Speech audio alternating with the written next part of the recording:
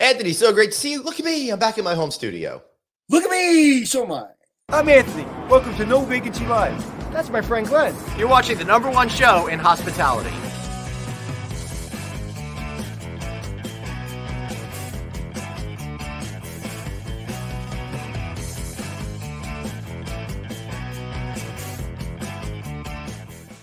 Hey, everybody. Thank you so much for joining us here on No Vacancy Live. Of course, that's the incredible Anthony Melchiori.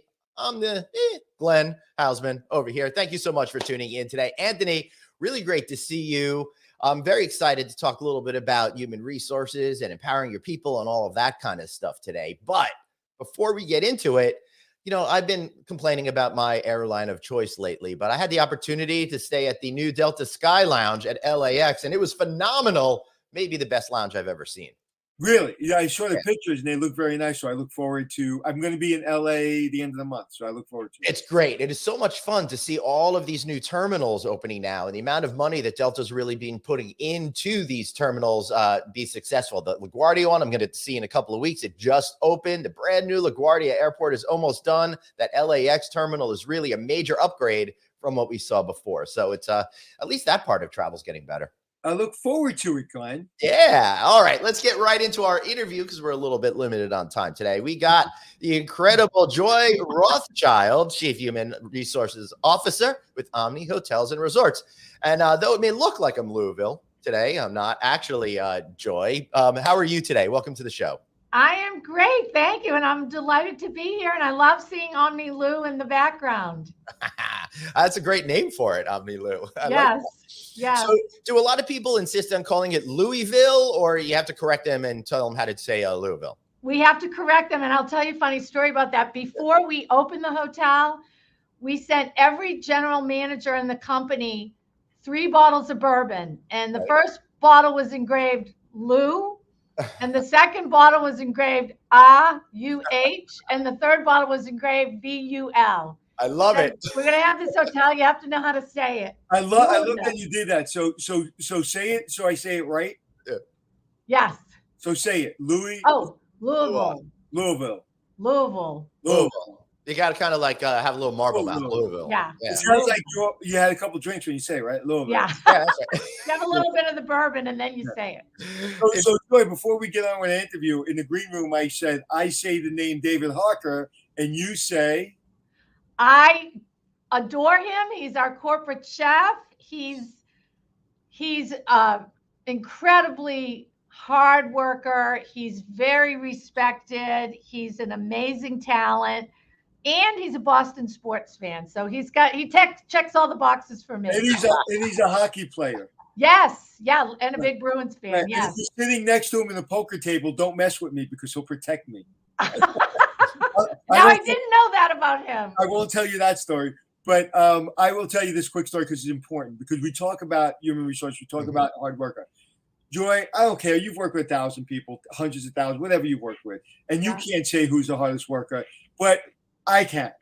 He is the hardest worker in the business, the hardest worker I've ever worked with, and I'm literally in tears because that's how much I love the man. I took over Nickelodeon Resorts. I went down to Orlando and I needed a chef. And we were about to shut down the food and beverage. Could you imagine shutting down Nickelodeon food and beverage? It's all kids. And I interviewed 50 chefs. And this is as I'm firing all the executives. It was a crap show. And I fly in my 2 finalists, a Michelin star chef from New York and a very talented chef from Colorado. And the Michelin star chef annoyed the crap out of me. And he was very pretentious and very concerned about what I thought about his food. David comes in literally in the middle of like he had to go back like immediately. Comes in, says, "Where's the kitchen?" Whips up a couple of things, says, "Here you go. I hope you enjoy it. I got to get on a plane." Get on the plane, never asked me if I liked it. David, he's like, "Here's my food." Okay. And it was the food that I needed for a Nickelodeon. And I hired him. He comes in, and we were all working crazy amounts of hours because we were about to lose the hotel. Right. And the man comes in, the food and beverage team's about to walk out. Okay. And I'm going to tell you in 6 weeks, the food and beverage team asked to come to our meeting. Okay. And so there were so many of them because we have 1,500 employees. We had to do it in the auditorium because we had an entertainment complex. They said, we want to make a presentation. 6 weeks after he arrives, they gave him a grandfather clock.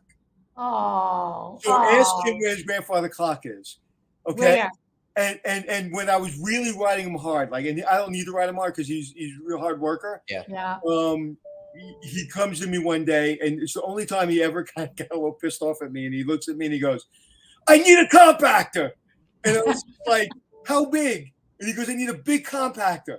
I gave him a big compactor, and he was the happiest guy in the world. That he is everything you say and more. And it's interesting because the meeting we were in, the whole hotel industry is really struggling to find culinary talent right now, which I'm sure you know. And David and I are of the belief that there's not enough cooks in the world to steal from each other. We have to start going back to our roots and developing stewards to be cooks. Mm-hmm. We've raised the bar too high for what we're looking for. And, whether we set up our own school or come up with a corporate trainer that flies around, we have to start growing our own talent. And he and I are partnering on that. I'm not into giving executives of companies advice unless they ask me, but I'm going to give you some advice. Yes. Make that man your corporate trainer and open up a school for him. He is the greatest trainer of culinary people I have ever met. The kindest. I've never met anyone like him. He saved me. I can't wait to tell him. He saved my career. And I'm not overreacting. He is an absolute. He's one and only. So I would literally kill both of you for him. Well, to be fair, he'd kill me over, getting a muffin. So he's been on our show, Glenn, right? Yeah, he has been on our show. As you guys were reopening some of your properties, as the crisis first started to ebb, it was really great to talk to him.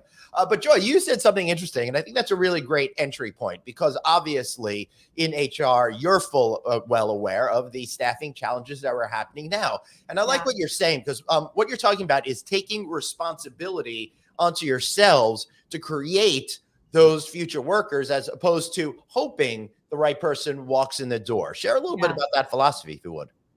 Yeah, when we realized the pickle we were in last summer, right, we said we have to do whatever we can. And so I'm going to tell you some of the things we started to do last summer and what we're doing now. So one of the first things we did is, and only Omni can do this because we have one owner. Right. Said, we don't have housing for employees at all of our resorts. We only have housing for our employees at a small handful. Mm-hmm. So we decided we're going to cap occupancy at certain resorts so that we can house college students to work at the resort. Because we could have sold out Barton Creek, but if people come and have a horrible experience, they're not going to come back. And so we actually capped occupancy at certain resorts to house college students. But everyone was competing for college students. So what we said is, if you come with us for the summer, we're going to pay you a signing bonus if you sign. We're going to house you. We're going to pay you a retention bonus at the end of the summer if you stay till Labor Day because everybody leaves before Labor Day and you need them. Right. We said you are guaranteed entry into our management training program. So if you're a senior, you're automatically going to be in our management and development program. If you're a junior and you come back, you're automatically in. We did the same, and it was a huge success. Mm-hmm. We did the same thing for culinary, but in addition to all of that for culinary, we also said we're going to buy you a set of knives. So we gave everybody a free set of knives. That's cool. To entice. Right, and in culinary, that's something that's a really big deal. It's a big deal. Because you have to take your knives wherever you go. They're not supplied to you. Yeah. So we had about 120 what we called Omni Care interns. Oh, and we also said every Wednesday there's a happy hour and you're going to get on Zoom with a corporate executive and they're going to give you career advice and you can ask them questions. So we had, 120 people last summer on Zoom. Right this minute, I've got 188 of these kids and there's more coming on as we speak. Wow. That was a huge success. Joy, you know, we talk about this issue all the time, and very few people have really concrete, you know, creative ways of doing it. And because you have one owner and you can move a lot more fluidly than most, Yes. I applaud you guys. And please, the next time you have a, you know, a meeting, a virtual meeting or whatever, please invite me, or even if you're having one, invite me, and I'd love to talk to those kids. Oh, I love that. I absolutely will do that. And so then we said we have to change some of our processes. Mm-hmm. So in the old days, and I'm sure you know this, you would say, okay, hotel employee, you have to be available to me 40 hours a week. You have to work whenever I say you can work. You got to do this, you got to do that. So, and we made you come back for like 3 or 4 interviews. Well, one of the first things we did is we said, no more coming back. If you have a live candidate, they're sitting in front of you. Yep. You make them an offer. We call it one and done. Yeah. Nice. Then we said, no more forcing people into schedules. So we have something, we call it part-time on your time. You tell us when you can work, and we're going to do our damnedest to fit you into our needs. And that has been working well for us. And now we are trying something. Our wages, let me say up front, our wages are up 27% over 2 years ago. Right. But now we're trying surge pricing. So Oklahoma City, very busy on weekends. We're paying an extra $2 an hour to housekeepers to work on weekends. Before we did the surge pricing, we couldn't find anybody. Interesting. Now we can. And so, you know, we have a meeting every single Wednesday with operations and Chef Harker and our rooms guy and the HR people, and we brainstorm about what do we need to do now? What jobs are we filling? What jobs are we not filling? Let's try a new strategy. And so we are lucky that we have an owner that allows us to do this. And we're also mining, you know, we still rely on international students. Yes. But one of the things we've been able to do with our owner is get them to invest in building more housing for employees. We just bought 2 houses in Bedford Springs, Pennsylvania, that are going to house 18 young managers. That's great. Like, we can't survive without bringing people in. And if I can cap this for a second. Yes. We have a serious labor shortage, and you said amazing words. You said there are not enough people in the culinary field for us to steal from each other, meaning other hotels, which I love. Yes. You're working with college students. You're providing a good salary. You're providing a signing bonus, an incentive, housing, getting into the management program if they stay for their junior year and come back, and then stay for their senior year, they're automatically in the management program. You're buying homes in certain markets. You're doing surge pricing on the weekends, and you're doing flexibility scheduling. Yes. That is going to be the standard in our industry. But because you have an individual owner, you're able to be 2 or 3 years ahead of everyone. And I think that is going to be very, very telling. And you're going to be in front of everyone. And I'm literally so excited that you were on today, because I'm going to use what you said. I was on the show yesterday it's going to air in July, TMZ. And we were talking about the robots coming into hotels. And he said, well, that means the prices are going to go down because you're going to use robots instead of employees. And it's like, okay, you don't understand the business, what's going on. And you have to explain it to him in a very nice way. And you really have hit all the points. And honestly, because I know Chef Harker, like, he's my brother, like, you couldn't have a better executive chef to do it. And for the record, Chef Harker appeared on No Vacancy on September 23rd, 2020. So check out our catalog on that, Joy. Yes. Well, I think the other thing too is we also tell our GMs you're empowered. And I'm going to give you an example that I think pre-COVID, we would not have embraced this. But one of our vice presidents of operations in Orlando, Robert Stanfield, or a regional director in Orlando, Robert Stanfield, he told me about 2 weeks ago, he said, Joy, starting in February, I introduced a 4-day work week. for sales, Mm-hmm. engineers, accounting, admin. Mm-hmm. He said, he didn't ask anybody, he just did it. He said, I have had zero turnover in the jobs that I allowed the 4-day work week. He said, and I've had 2 and 3 times the number of applicants for those jobs. Wow. How about the productivity level? It has not changed. And, he said, I said, geez, how does that work with engineers? He goes, Joy, if I have a guy that's changing light bulbs for 40 hours, I don't care if he does it Sunday all day or Tuesday night or whatever. And we haven't missed a beat in sales, and we've done sales before. We've allowed remote work. We haven't done 4-day work week. But I really feel like he's on to something, and we announced it at an all general manager call Right. 2 weeks ago and said, there's lots of tools you can employ.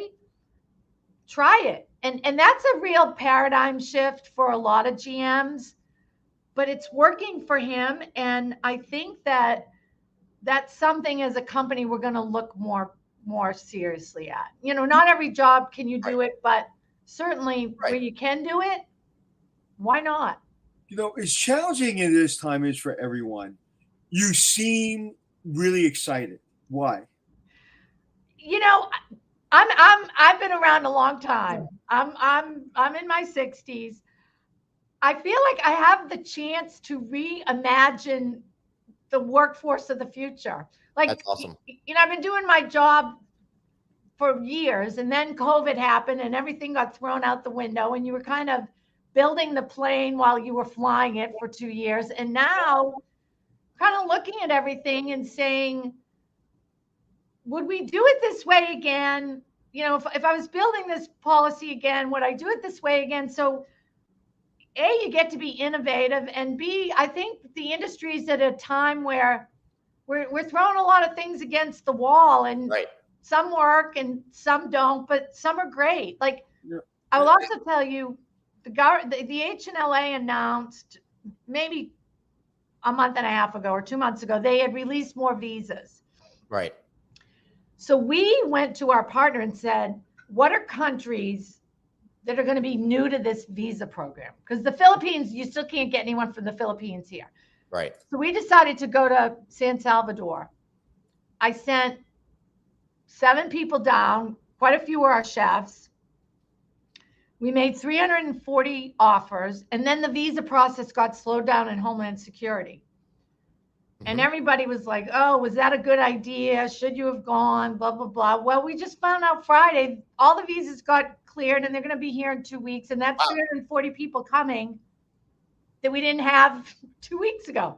So we sent not Harker, but one of his designees to Bali 3 weeks ago to hire just culinary. We made 100 offers. So we're trying to be strategic, and we're trying to get to the front of the line. Yep. And even that, I will tell you, this year for our H2Bs and J1s, all of the big chains work with the same agencies. Mm-hmm. We went to our agency and said, how do we get someone to take a job with Omni versus any other brand? Right. The guy said, give a signing bonus. I'm like, how much? He said, 2,000 would be great. 3,500 guaranteed they'll take the jobs. Right. And that's what we did. Made 150 offers, gave everybody the signing bonus. We couldn't be getting through the summer without them. And how long did you have to? Did they have to stay to get the signing bonus? Or they? No time at all, because we couldn't. They're tied to us, and if they leave, they got to leave. They can't work for anybody else. They would have to go home. Yeah. So right. So that's your guarantee. Wow, that's amazing. And I gotta tell you, I'm inspired. I really am inspired by your creativity, and your passion, and really just really solving some serious issues. And Glenn, do you have a question? Because if not, I have a question. I do. This has been really great so far. I want to dig in a little bit about that creativity. First, I love the idea that you're running parallel to the ideas that we've seen with like Uber and Lyft, where you can create your own schedule and the surge pricing and all of that kind of stuff. Super clever and creative. How are you because you've been in this business for such a long time, opening your brain up to be creative and rethink the conventional thinking you've been doing for years and years and years. So I'm finding there's a lot of old school think that can't be broken. You've successfully gone ahead and done that. What has been your secret? I think, first of all, HR is not known for metrics. Right.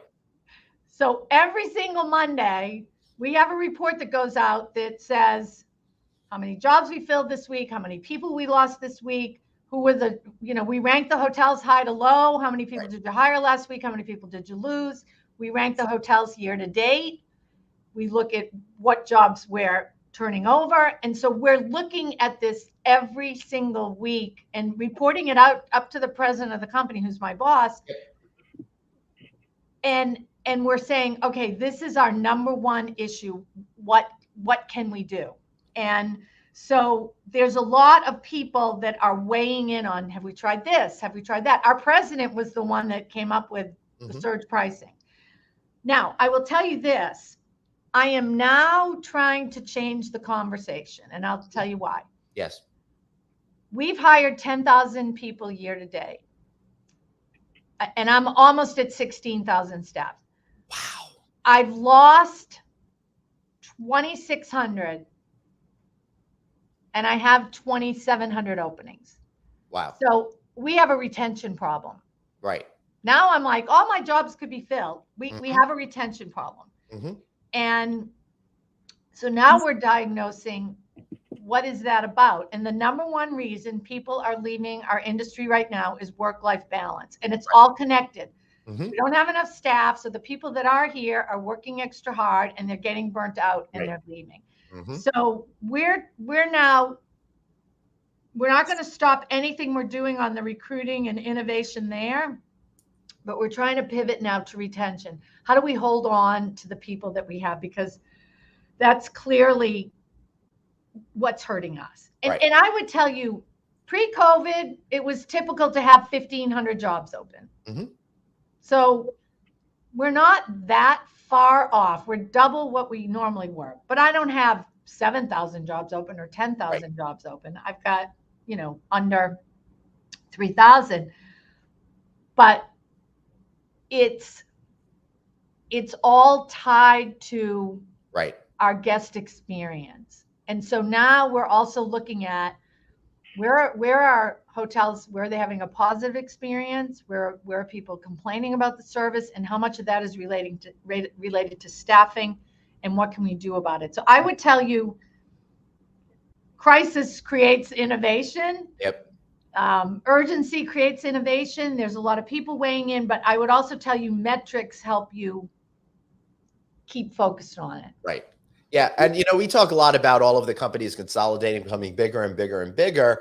But by virtue of remaining an intact private organization, you're really able to pivot very quickly, where a lot of other companies get caught up in those processy moments. It sounds like you could just walk into an office and say, hey, and then you walk out with an approval.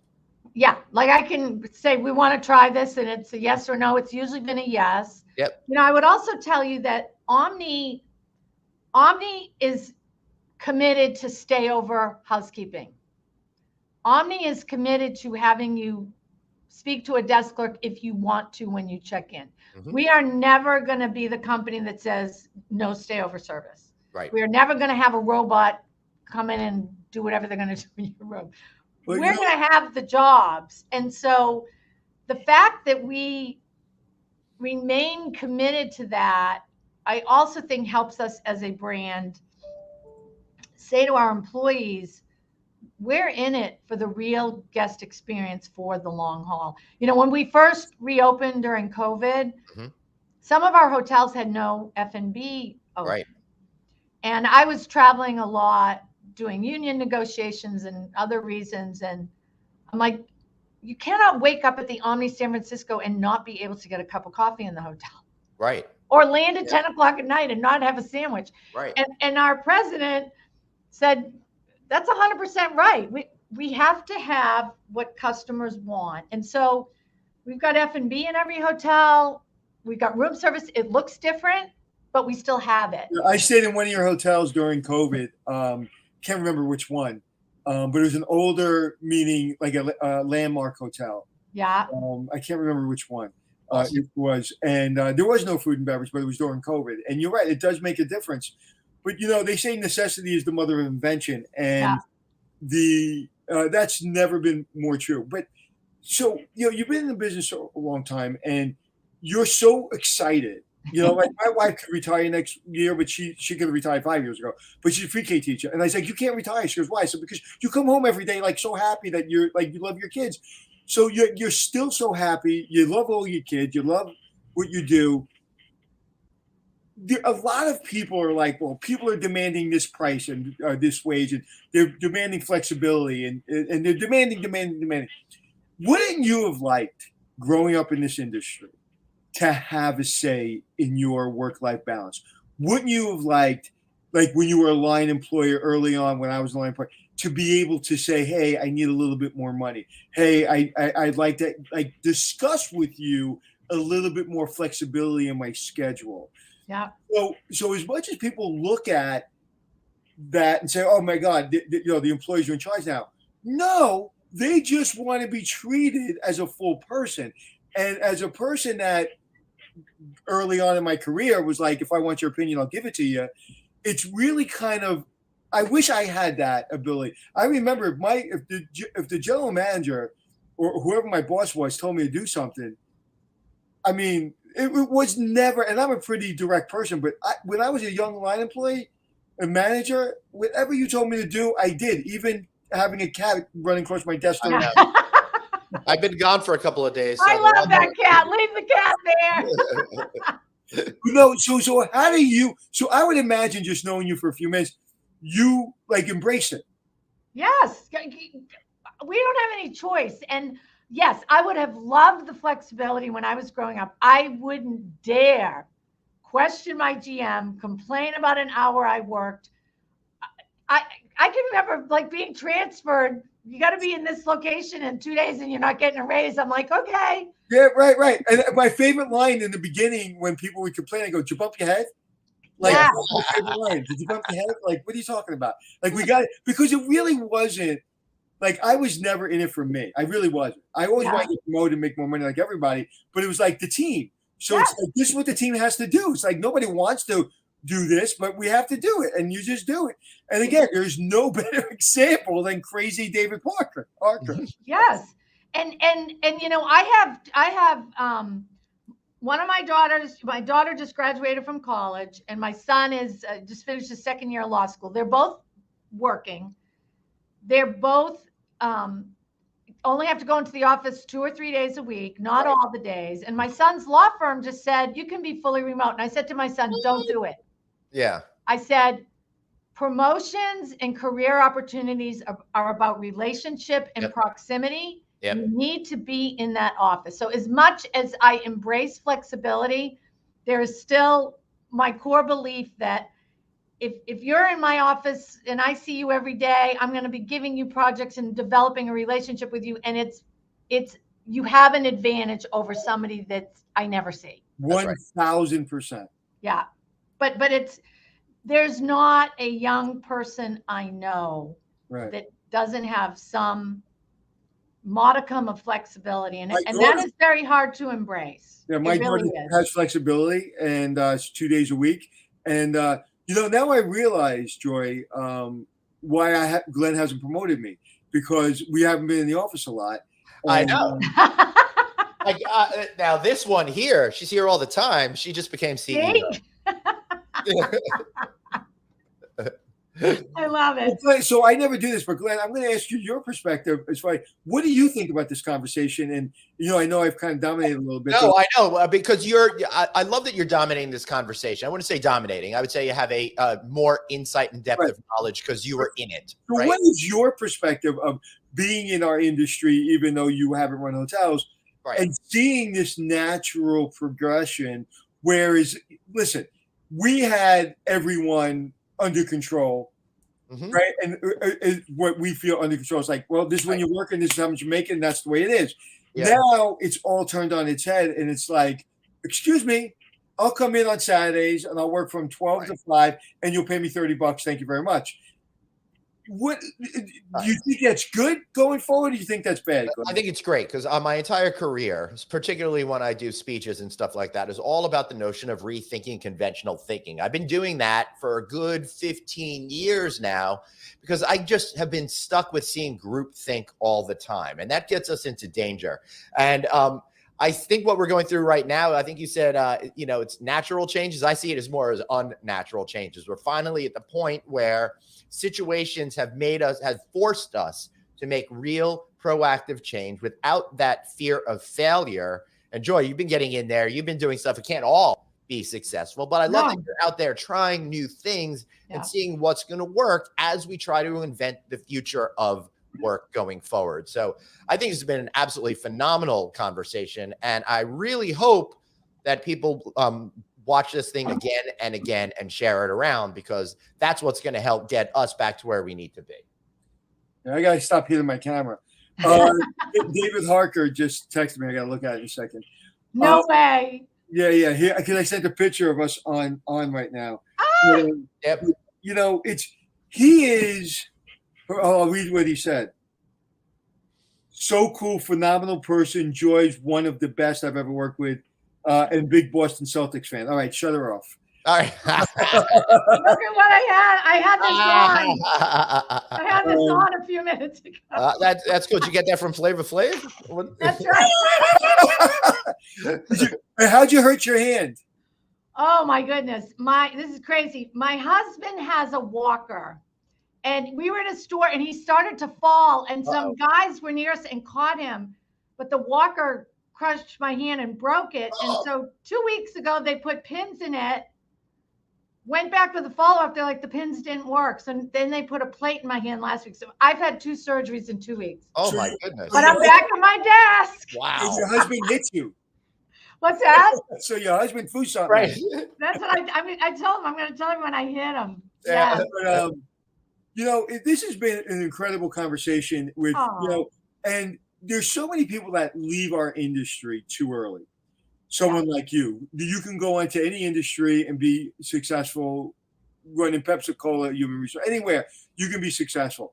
And David Harker could literally run anything he put his mind to. Yeah. What keeps people and I call him Crazy David Harker out of love because I just don't understand. I meant to tell you this. I was working Monday through Thursday down in Orlando and I flew home. And maybe the first 2 weeks I didn't fly home. And then when I got home, I lost 16 pounds. So my wife hit me in the head. But she was like, you have to come home every week. So David was supposed to fly home every week. David never went home. He didn't go home for 6, 7, 8 weeks. Yeah. And I'm like, David, you got to go home. And he just looked at me and go, excuse me? And I'll give you another example about David. It was really in the beginning when there was a lot of, growing up, there wasn't a lot of kids with allergies, but we were right in the heart of it. It's a Nickelodeon, so a lot of children obviously come to our resort. And so a lot of allergies. And David's like me. It's like, I want to solve the problem, but I don't want a 27-page policy. Solve the problem and make sure there's no mistakes. And he said, well, the only way to do that is to give everybody my cell number. Right. So we literally had his cell number online. So when a parent had a question about food, it could be 4:00 in the morning. He would pick that up and he goes, what do they need to eat? No problem. My name's Chef Harker. I'll take care of it. I'll meet you. I'll come in. I'll show you what we can provide you. He did it for every single customer that had a problem with their children's allergies. Oh, that is him. That is totally him. Yes. That's the best. But so my question was, if I may, why does this industry keep people like you, like David, like me? And nowadays, it seems as soon as there's some pressure, everybody, like last night, I got hit really hard with a softball. I thought my arm was broken. Oh, no. And everybody went, oh, my God. And then when I started pitching again, they started applauding because they knew that was the hardest hit anybody's ever taken on an arm, right on my bone. And you know what I did? I go, I'm good. I was in so much pain. I'm still in pain, but I didn't show. And that's, I think, to me, you don't show. David doesn't show. I don't show. Yeah. We don't show the pain. I do. Yeah. That's why I didn't mention you. But why? No, I'm just kidding. But why? What is it that we like? You just suck it up and you move forward. And nowadays, again, I really believe in flexibility and search. I don't believe in it all. I think there should be a lot of dialogue between making sure people are happy. So I'm a big believer in it, and people should make as much money as we can afford to pay them. Yep. With that said, how do we teach how to handle pain? Yeah, I don't know if I know the answer to that. I would tell you, I think people, they want to feel valued and appreciated. That's right. But they quit anyway. But not, they do quit if they don't feel that. But I think a lot of people stuck through the pain of COVID and doing things they hated doing and not seeing customers and laying people up because they felt there was an underlying purpose and a reason for being in the business, and they felt optimism that it would come back. And I think that you are right. I could work in any industry. I don't know that I could work in this industry for a lot of other companies, because in this company, I feel like we've always stood for service, whether times were good or bad. We try to value people. I feel appreciated. I feel respected. And I feel like I can bring my whole self to work. And that's something that I try to preach to my leaders, is make sure we're the place that you can bring who you are to work. I was just in a business meeting with this thing on. Right. I couldn't do that everywhere. That's hysterical. But I can be myself, and I can make a difference. And I remember during COVID, my principal owner, Bob Rowling, is the principal. His son Blake is the other owner, but Bob and I are in the same age demographic. And I said, Bob, I am not leaving here until we have put Omni back to its former glory. And I honestly, that's what motivates me. Is I love the company so much. I want to see it back on top. Beautiful. And I think that if you can instill that kind of pride and loyalty to a company, you're going to keep the David Harkers. But David Harker is different, because even in a bad environment, David Harker is going to succeed. Yes, true. All right, I think we got to wrap up the David Harker love fest over here, because we got to wrap up. Sorry, I got a cat that's causing me a little trouble. That's okay. I'm insulted by you saying that about Chef Harker. I'm insulted. I mean, I'm all for it. I think we could do a whole series on it. We should do a podcast about Chef Harker. Yeah, but just for today, we got to get moving.